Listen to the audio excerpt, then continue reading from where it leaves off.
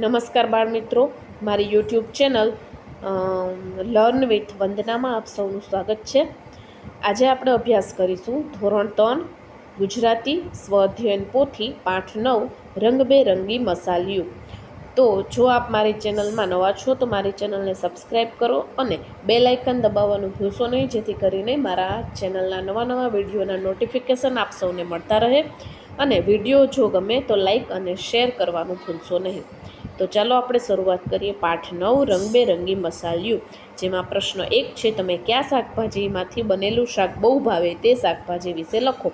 તો બાળ મિત્રો, આપને જે શાક ભાવતું હોય એના વિશે આપ સૌએ લખવાનું છે. મેં નમૂનારૂપ અહીં બટાકા વિશે લખેલું છે. મને બટાટામાંથી બનાવેલું શાક ખૂબ જ ભાવે છે. બટાટાની સૂકી ભાજી પણ ભાવે છે. બટાટાની વેફર પણ બનાવવામાં આવે છે. બટાટા બધા જ શાક સાથે ભેળવીને શાક બનાવી શકાય છે. પ્રશ્ન બીજો છે, ખોરાક પરથી તેના સ્વાદ લખો અને તમને ભાવે કે ન ભાવે તે પણ લખો અને વાક્ય બનાવો. તો પેલું છે મીઠું. તો મીઠુંનો સ્વાદ કેવો હોય? ખારો. અને તમને ભાવે છે કે ન ભાવે એ તમારે લખવાનું છે. તો મેં નમૂનારૂપ અહીં લખેલું છે ભાવે. ત્યારબાદ છે કારેલાનું શાક. તો કડવું હોય, ભાવતું નથી. કાચી કેરી ખાટી હોય અને ભાવે છે. મરચું તીખું હોય અને એ ભાવતું નથી. જલેબી ગળી હોય અને તે ભાવે છે. હવે એના ઉપરથી અહીં વાક્યો બનાવેલા છે. મને મીઠું ભાવે છે કારણ કે તે શરીર માટે જરૂરી છે. મને કારેલાનું શાક ભાવતું નથી કારણ કે તે કડવું લાગે છે. મને કાચી કેરી ભાવે છે કારણ કે તે ખાટી લાગે છે. મને મરચું ભાવતું નથી કારણ કે તે તીખું લાગે છે. મને જલેબી ભાવે છે કારણ કે તે ગળી લાગે છે.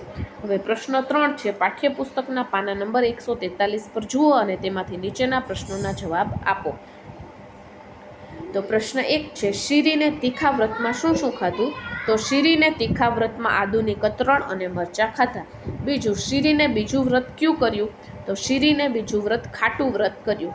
ત્રીજો પ્રશ્ન છે, દાદીએ શીરીને શું કહ્યું? દાદીએ શીરીને કહ્યું કે હવે વ્રત લંબાવવાની જરૂર નથી.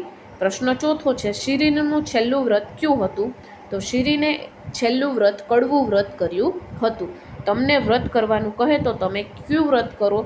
તો હું બધા જ પ્રકારના સ્વાદ મળે તેવું વ્રત કરું.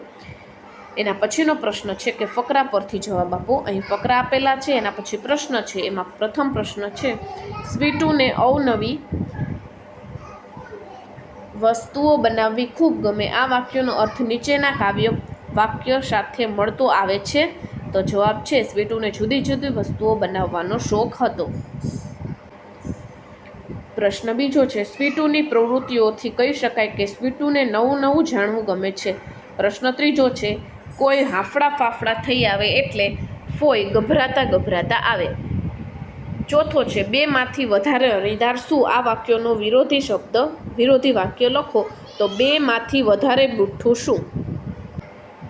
પ્રશ્ન 5 છે, ઉદાહરણ મુજબ શબ્દ બનાવો. તો અણી અણીદાર અણીવાળું, પાણી પાણીદાર પાણીવાળું, ધાર ધારદાર ધારવાળું, જુસ્સો જુસ્સાદાર જુસ્સાવાળું, માલ માલદાર માલવાળું. તો બાળ મિત્રો, અહીંયા પાઠ પૂરો થાય છે.